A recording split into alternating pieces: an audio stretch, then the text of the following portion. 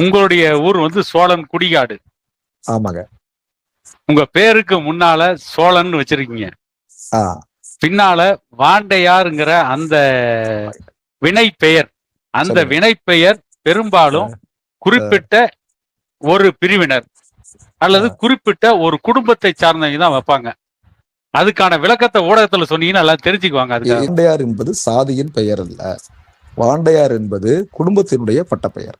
அப்படின்னா என்னன்னா, வாண்டையார் அப்படின்னா வாள் அண்டையார். அண்டைனா இடுப்புன்னு அர்த்தம். இடுப்புல வாளோடு உள்ளவர்கள் சோழர்களுடைய படைப்பிரிவில், அதற்கு வந்த சிற்றரசர்களுடைய படைப்பிரிவில் வந்து வாளாட்படை வீரர்களாக எங்களுடைய குடும்பத்தினர் முன்னோர்கள் இருந்திருக்கிறார். அதனாலதான் வாண்டையார்.